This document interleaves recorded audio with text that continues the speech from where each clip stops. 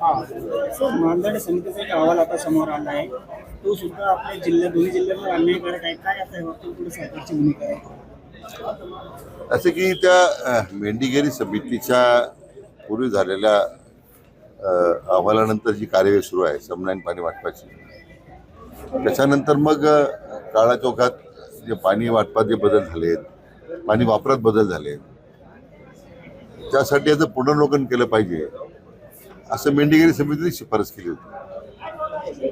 आणि त्या करण्यासोडून सरकारनं विहिरीचे निधी आहेत बांदाडे यांच्या अध्यक्षतेखाली एक समिती नेमण्यात 9 सदस्यांची.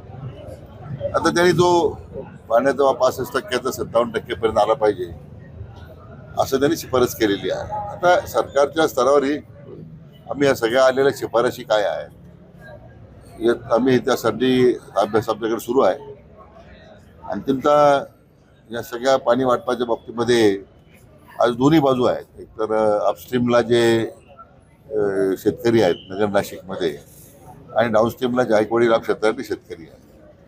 शेवटी हा पाण्याचा प्रश्न जो आहे तो दोन्ही भागातील शेतकऱ्यांच्या दृष्टीने गंभीर आहे, महत्त्वाचा आहे.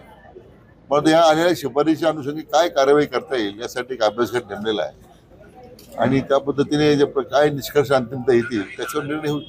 जयंत पाटील म्हणाले की माझी काही गॅरंटी नाही, माझ्यावर विश्वास ठेवू नका. कुठेतरी ते आता पक्षाला वैतागून रामराम करतील. हे मला वाटतं तरी हा सूचक इशारा शरद पवार साहेबांना दिला दिसतोय. त्या पवारांनी अधिक सतर्क राहण्याची गरज आहे. सध्या जर पाहिलं तर सुधीर मुनगंटीवार नाराज असल्यास दिसत आहे. वेगवेगळ्या सोशल मीडियावर त्यांच्या पोस्ट देखील येत आहेत. कुठेतरी ते विरोधी पक्षाचीच भूमिका बजावतं असं वाटतं भाजपमध्ये राहून. सुधीर भाऊ ज्येष्ठ नेते पक्षाचे, असं त्यांनी प्रदेशाध्यक्षपद भूषवलेलं आहे, मंत्रीपद भूषवलेलं आहे.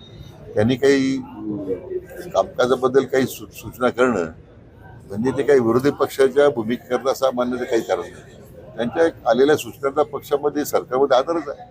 आणि दुसरीकडे पाहिलं तर पब्लिसिटीसाठी काही भाजपातीलच नेते असेल किंवा अजून ते वेगवेगळ्या महापुरुषांच्या बाबतीत वेगवेगळी वक्तव्य करतो.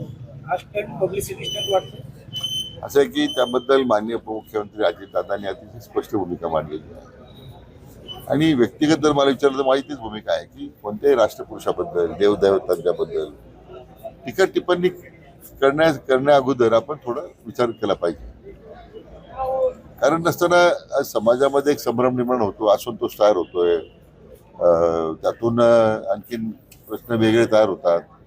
मला वाटतं सरकारकडे एवढं मोठं काम आहे, एवढी मोठ्या योजना आपण लोकांना दिलेल्या आहेत, एवढं मोठं मॅन्डेट महायुतीला राज्याच्या जनतेने दिलेलं आहे. मला वाटतं ते काम जर आपण प्रभावीपणे करू शकलो तर आपोआप लोकांमध्ये संदेश जाईल. तर असे वक्तव्य टाळले पाहिजे या मताशी माझे व्यक्तिगत मत आहे. मडीच्या संदर्भात उच्च न्यायालयाने निर्देश दिल्यानंतरही पुन्हा एकदा ग्रामसभा घेण्यात आली आणि त्या निर्णयावर ग्रामसभेत पुन्हा एकदा शिक्कामोर्तब करण्यात आले. हा वाद संपेल असं मत तो मार्ग समोराने सुटेल तो. कारण काय त्यात काही व्यक्तिगत भांडणाचं त्याला स्वरूप ग्रामसभेत देण्यात आलेलं आहे अशी माझी माहिती आहे. त्यामुळे असं काही त्या गावकऱ्यांमध्ये सुद्धा हिंदू मुस्लिम असं काही वाद नाही असं मला प्रशासनानं सांगितलं आहे. आता वस्तुस्थिती काय माहीत नाही, पण त्या तालुक्याचे जे आमदार आहेत आमच्या पक्षाच्या त्यांना त्यांच्याशी मी चर्चा केलेली आहे. तर त्यामध्ये ते लक्ष घालत आहेत. एबीपी माझा, उघडा डोळे बघा नीट.